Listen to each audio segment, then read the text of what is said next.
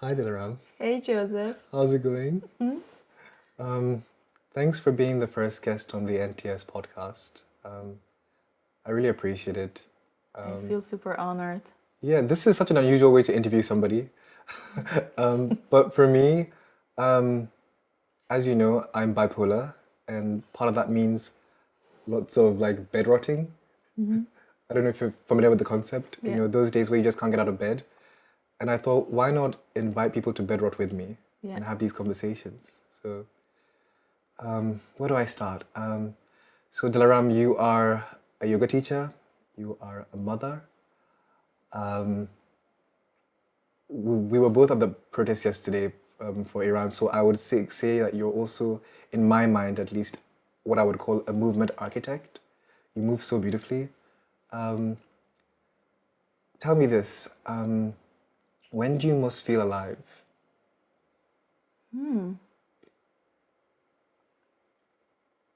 I mean, every second, since my brother killed himself, I decided I feel twice alive every moment because I decided I'm gonna have to live for both of us and I'm gonna eat for both of us, I'm gonna dance for both of us, I'm gonna make love for both of us. And because we felt like one totally, like, so I took the responsibility to be alive for both of us. That's really beautiful. I'm really sorry to hear that. I remember we had dinner when you mentioned this. You made a gorgeous Persian dish. What was it called again? زرش بالا با مرغ. Which I cannot pronounce. Um, but you told me that he was 18 and Yeah. you were 19. Did you feel almost like twins in a way because of how We close you were in did. age? Yeah. And we looked like, we didn't look alike physically, but whoever saw us thought we are twins because, like, Yeah. it's just, I think we had the same heart and the same soul and the same mind. And I think it's, if you're comfortable, how, what was his name, first of all? Donna. And I don't know, what is your favorite memory that you and Donna share? There is a lot of them. We moved to India together. Where in India? In the southern part or Mumbai or? We moved to Pune first. Okay. So we arrived in Mumbai. That was my guess. Yeah, but then he moved because I do yoga, but he had to go to school. He was 14. Okay. I was 16, and so we found him a better high school in Bangalore. So we moved to Bangalore after 9 months because I dropped out of school. Okay. And I think India was the highlight of our relationship because we got to be alone without our parents, and we started exploring the world like to the fullest, and we both were wild, and every day was a bliss, like every day. But he was a deep soul, and India, I think for deep people, it's not the best place to be. Why do you say that? Was he bullied? Was he? No, because like he was an empath, and to see that much of poverty and cruelty, Yeah. especially towards children, his soul couldn't bear that much of misery, let's say. It reminds me of one of my favorite quotes. I think it's by Rumi, which is that it is both a blessing and a curse to feel everything so deeply and profoundly. And I guess maybe sometimes it's, I don't know, despair is such a seductive feeling, and hope is a very militant thing. But was he diagnosed with anything in particular? With any neurological disorder? Was he bipolar? Do you have like dysthymia, depression? Well, Did you see a psychologist? he did not. He went to, I don't know, because like I am not a professional psychologist to diagnose him, but well, growing up with him was amazing. He was the most kindest, most funniest person. but to be funny, you remind me a lot of him, to be honest. Oh, Like really? when you left our house, I told my husband that Oh. like Joseph's eyes are exactly like Donna, and he was also very, very wise and very mature for his age. And like people came to for advice to him, even though he passed away when he was 18, and already like many people look up to him. But he definitely was depressed in his loneliness. Like he used to stay up and cry all night, and but he also wasn't willing to share this part of himself with the world. So he wrote poems secretly. Ah. Yeah. He also wrote poems. Yeah. I've enjoyed writing poems more of late. Yeah. I actually find that like it's very touching that you mentioned that, because for me, as somebody who does navigate the darkness within myself when it comes to my depressive episodes or my PTSD, I find poems to be a really beautiful way to externalize the way I feel in the world, the same way you do with dance. And maybe the last question I would ask about your late brother is, if you're comfortable sharing, how did you learn about his passing? So like it's very amazing. I love that I feel the future. I think it's a human ability to know and sense the future. And I always listen to it. So like, I don't know, 3 months before he dies, I felt like I need to live with my brother because I was living in an ashram far away from him. And I couldn't have my phone all the time because it's an ashram rule. And so I called my dad. I went to Bangalore and I started living with him. And I was teaching yoga that night, and he was supposed to go out with his friends. Oh. Well, like I called him, he had 150 missed calls from me because like we don't have this. I call him, he picks up. Like it's not like we are used to like he doesn't answer me or whatever episode he goes through, like whatever depression, he always answer my calls. So I was very worried, but I thought like it's okay, like he's a grown man, like he doesn't answer his phone, it's okay. Until my mom called and he's like, something bad happened to your brother, can you go home? And I started running home. I mean, I always knew he's gonna kill himself because we always talked about it. He always said that he's going to do that, but he had a plan of doing it like when he's 60. But I don't know, I expected to arrive and see a bloody scene because he was also deeply moved by Buddhism and Haragiri and stuff like that. But luckily, I arrived and he was so peaceful, open hand, he hanged himself. And but he had like open hands, he was looking at a corner, smiling, his eyes were open. And like the moment I saw his body, I was like, it's amazing. I was totally at peace. I mean, of course, the loss and the pain of losing someone dear, it's separate than thinking of your beloved is in agony, you know, he's in pain. That's, I think it's the worst thing. So he didn't look in pain. He didn't even have a deep bruise. I think it gets appear after 1 or 2 hours or something. So yeah, it was relieving, and I had the honor and the chance to spend 2 days with his dead body, and I really had the time to say goodbye because we had to move from cities to cities to get a permission to get his body back to Iran. And yeah, and so for me it was a great goodbye. No, it's fine. Yeah. Yeah, it was very lucky for me. I mean, it's interesting. It's so interesting hearing you talk about it from that perspective. That he looked like he was at peace, and that you felt this obviously grief, but also elation in a Yeah. way. Because I guess there's no normal way to react to seeing your brother's dead body from something like that, I guess. But I'm glad you had the closure you felt you needed. Yeah. That was important. I wish I was going to ask you a lighter question, but you are Iranian, and proudly so. Tell me about growing up in Iran and what that meant to you and how you feel about what's happening now. Uh-huh. Yeah. Tough one, okay. Yeah, I do. Ah. This was meant to be an icebreaker, but I guess Iran. You know, Iran is a fantastic land.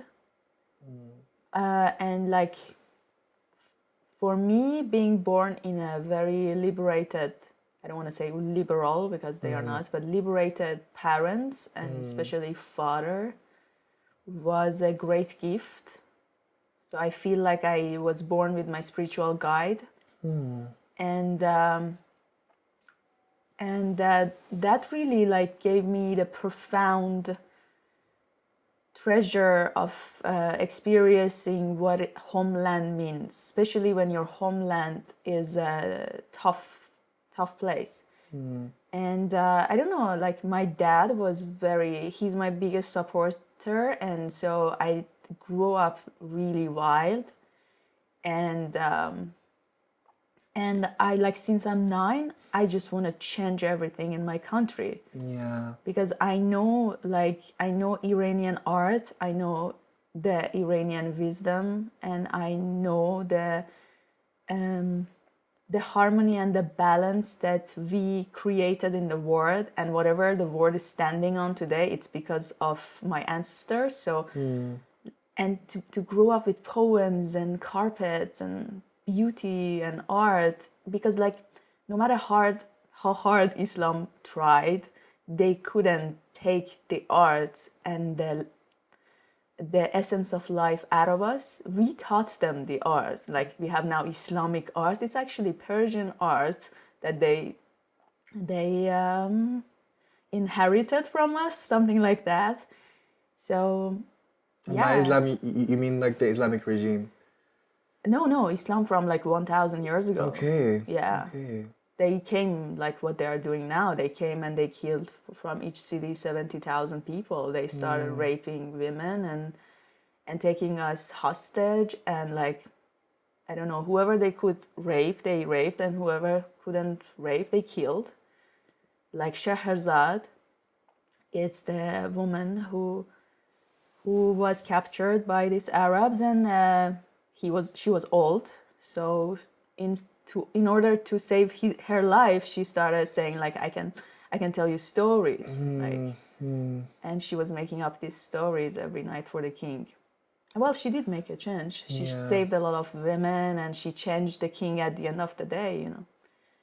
And yeah, so I think growing up in Iran was empowering for me, like gave me a lot of power, because I also had to fight a lot with the system, and I won. Yeah, you told me this very beautiful story at dinner. You said that in school, as a young girl in Iran, you used to be asked to chant "Death to America" and "Death to Israel," and you refused to do it. Yeah, every day.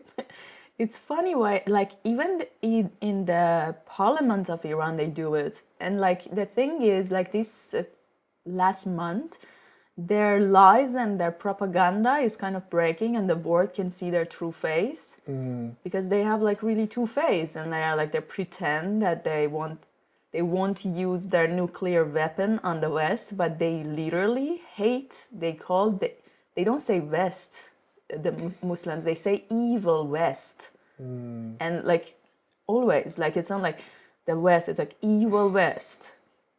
But it's funny, then all of their families are living in this evil West, and they have like jobs in the most like in Harvard, in British Columbia University, like in good universities, there are teachers. I don't know what they want. They want to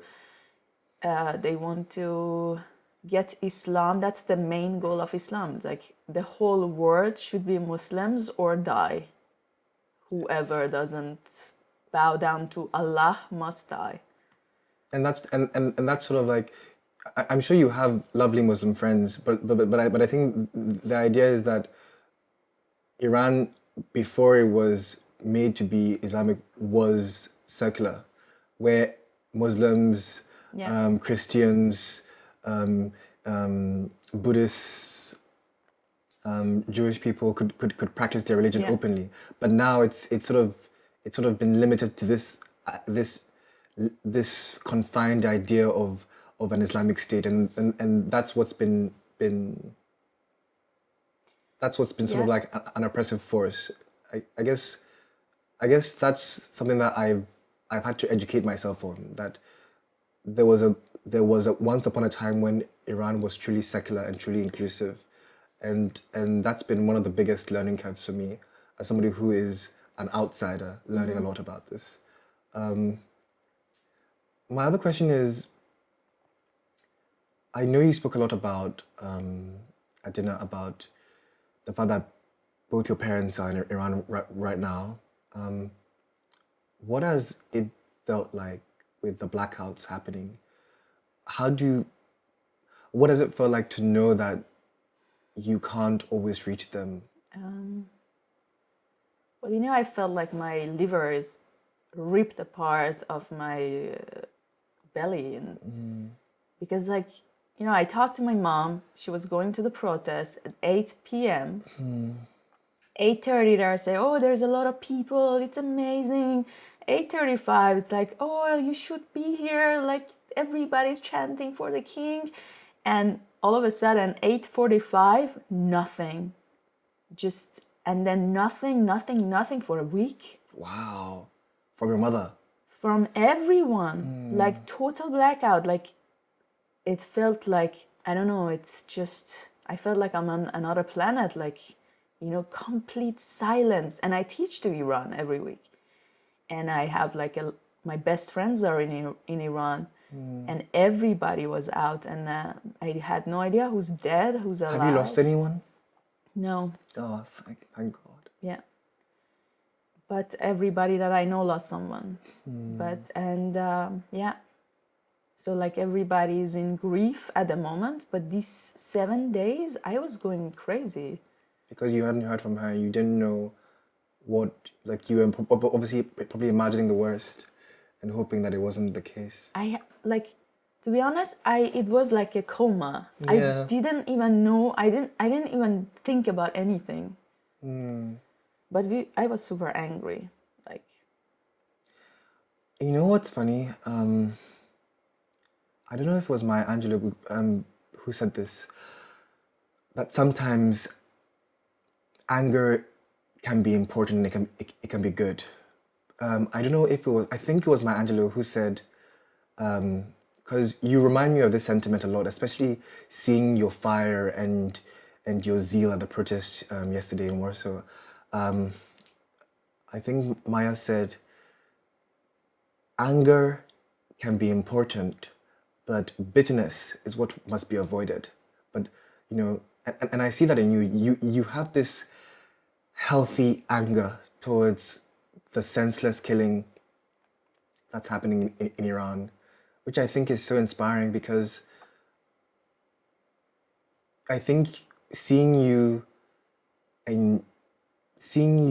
sort of through your own activism has reminded me that sometimes anger is not only an important emotion, but a crucial one. Yeah. Tell me more about that sensation and what that anger means for you. So I had this insight some weeks before this revolution started. I am very angry, like most of my life, because this is it. Like I want to change, but I don't have the power, and that makes me really angry, like a soldier in chain. Feeling helpless. Yeah, that much of frustration. but it's only towards the bad deed, because it's also like the Persian thing is like good thoughts, good action, and good words. That's it. Like we have this is our religion: good thoughts, good words, good action, and that's it. And like when I see like some people like also like living in that country, knowing the basic of the consciousness of these men mostly, Yeah. and women, it really makes me angry. Like I just want to grab their consciousness and blow in it so hard so it empties from all of this wrongdoing. And some other weeks before this, I had this insight that because I also want to get rid of it, like I'm a yoga teacher, I should be peaceful, I should not be angry. Like, I'm a Sufi, and and my name is Delaram, which means peaceful. Really? Yeah. Wow. Peace in the heart. It's a very beautiful name, by the way. Yeah, and my dad constantly tell me, be peaceful, be peaceful. I'm like, don't tell me be peaceful anymore. Yeah. So I had this insight of, 70% of our body is water. And water is manifestation or the representative of emotions.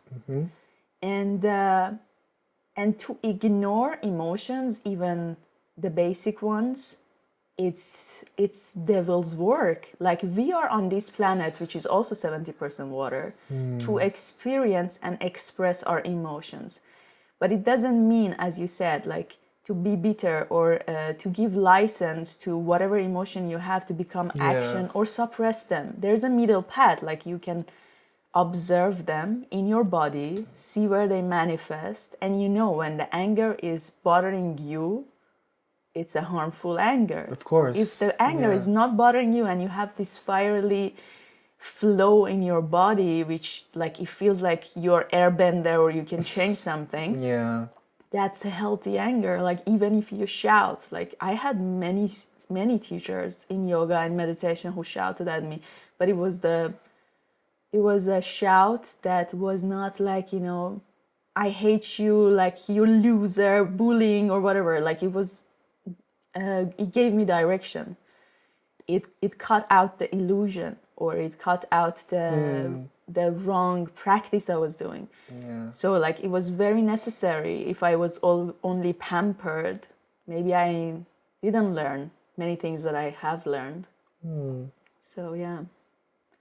It's so beautiful. I've had moments in my life where I've had like an anger or like I don't know. I as a gay man who now lives in Poland as an asylum seeker, sometimes I feel angry that I can never go back to Ghana because, they're about to sign this anti-LGBTQ bill that further criminalizes homosexuality. And sometimes I do feel helpless, but I remind myself that it's important to continue speaking out about the harsh realities that people that still remain in Ghana still face.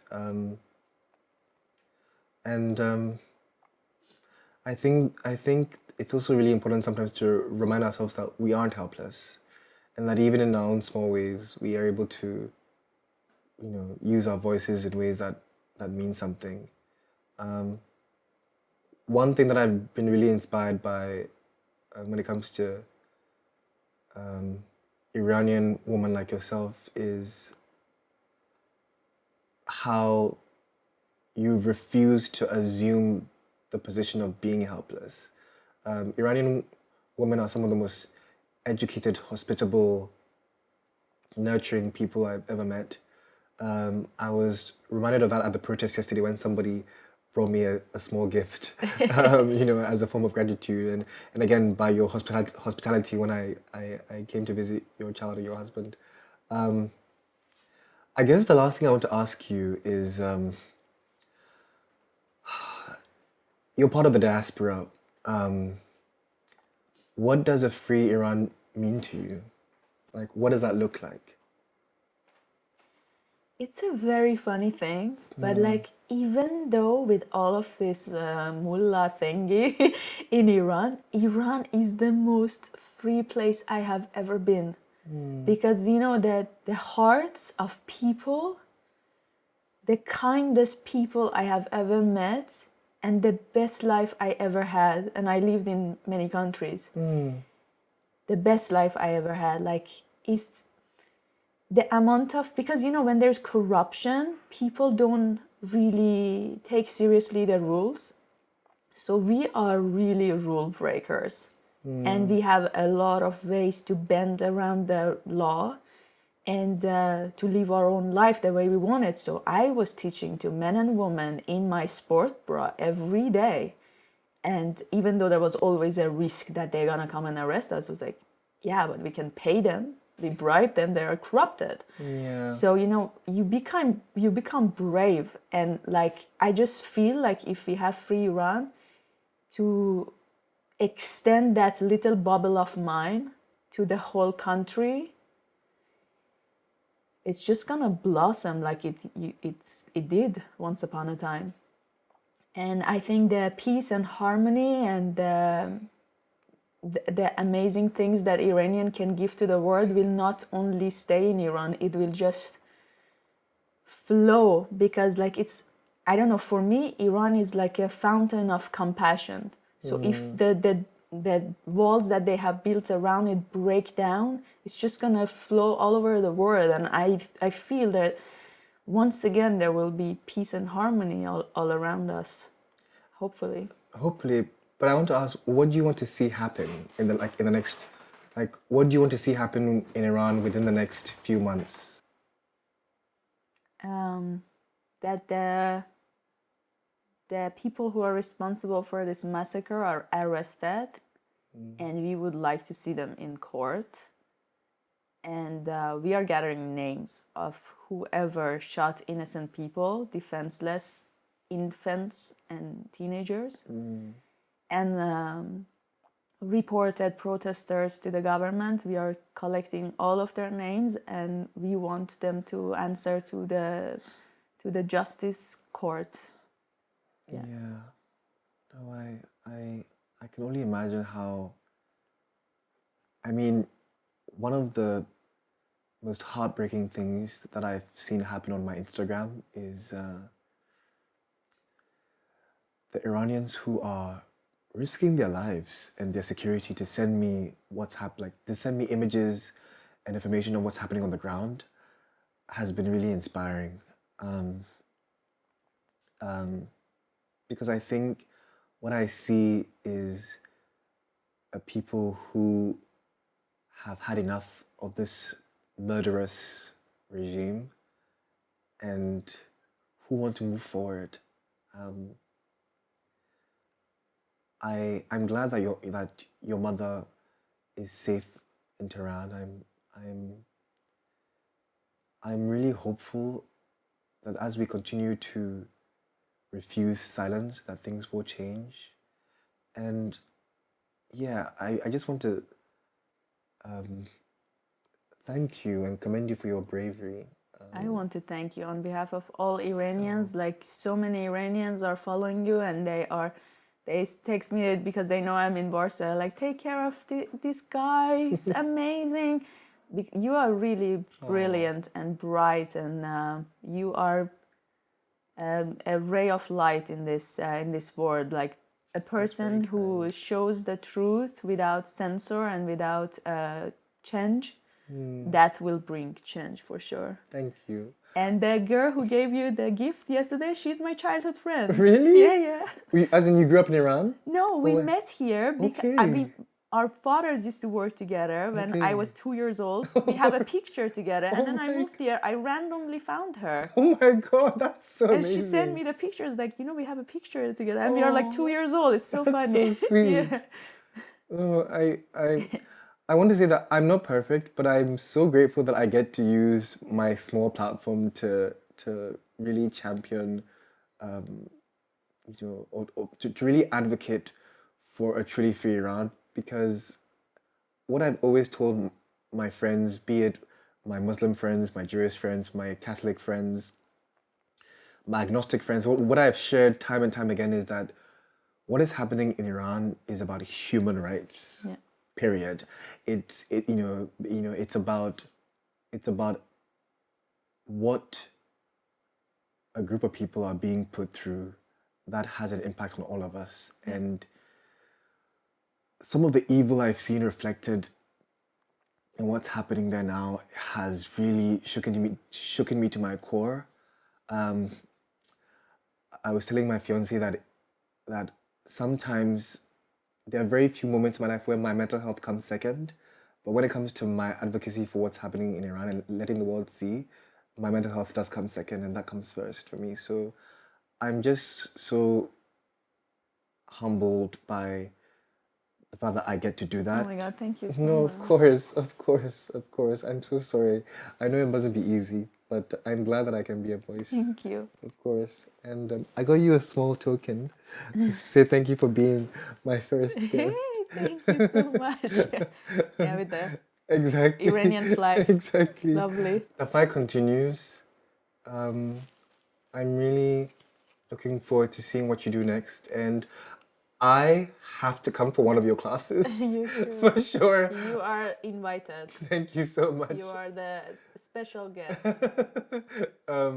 Yeah, because I haven't tried. Like, I used to be more of a Pilates